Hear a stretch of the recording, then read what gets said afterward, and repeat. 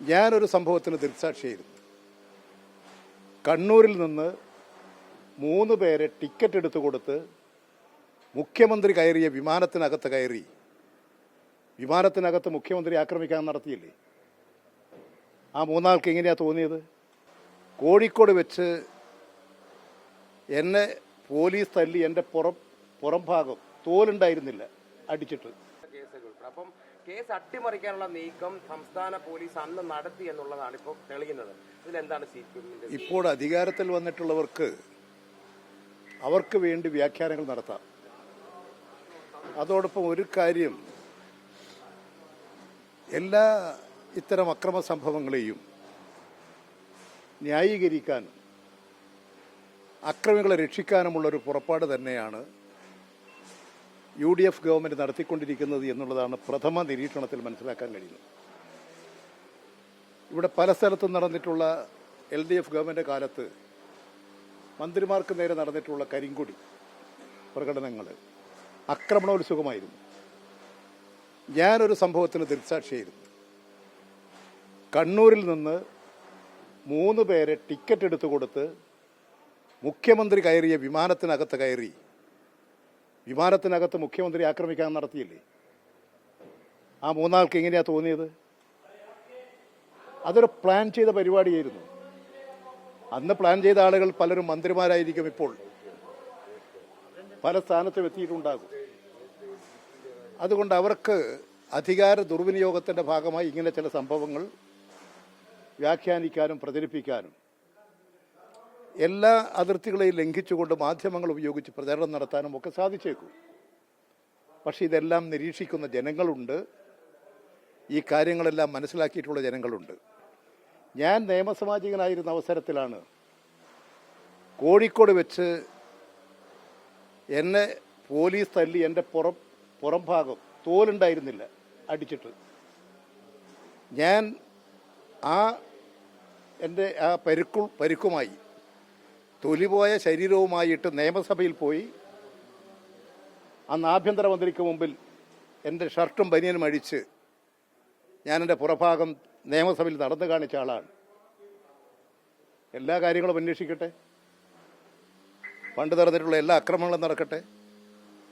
6 പേരെ വെടിവെച്ച് കൊന്നതിനേക്കാളും വലിയ സംഭവങ്ങളൊന്നും അല്ലല്ലോ. തോമസ് അടക്കമുള്ളവർ ക്രിമിനലുകളാണ്. ഈ തരത്തിൽ പ്രതിഷേധിച്ച് എ.ഡി. തോമസ് അടക്കമുള്ളവർ ക്രിമിനലുകളാണ്. പലർക്കും ഇത്തരം അക്രമങ്ങളിൽ പങ്കാളിത്തം ഉണ്ടായേക്കാം.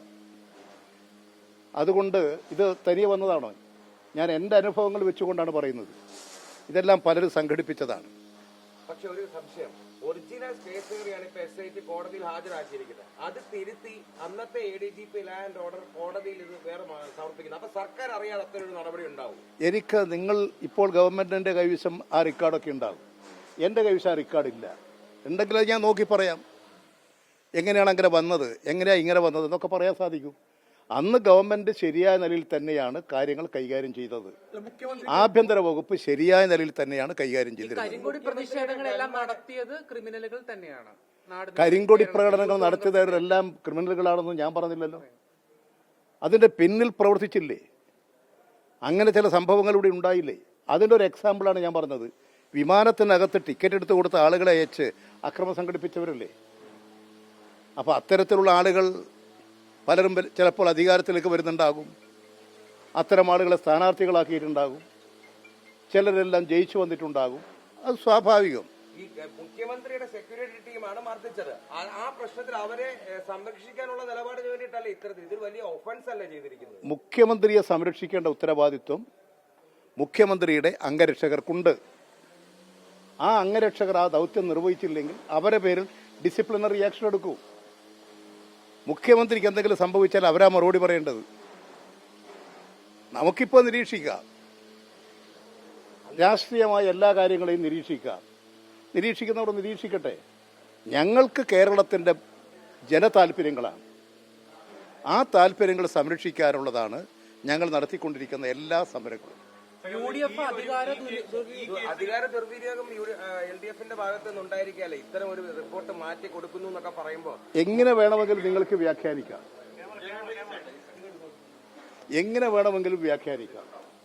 ഏത് അക്രമങ്ങളെയും ന്യായീകരിക്കാം. ഏത് സംഭവങ്ങളെയും ന്യായീകരിക്കാം. പക്ഷെ ഇതെല്ലാം കേരളത്തിൽ നടന്നിട്ടുണ്ട് എന്ന കാര്യം കൂടി നമ്മൾ കാണുന്നത് നല്ലതാണ്. വി.ഡി. സതീശൻ സർക്കാർ അധികാരം പോലീസ് അതിക്രമങ്ങളും അന്വേഷിക്കണമെന്നാണോ അങ്ങ് പറയുന്ന പഴയ പോലീസ് അതിക്രമങ്ങളും ഞാനിപ്പോൾ അതൊന്നും പറഞ്ഞിട്ടില്ല.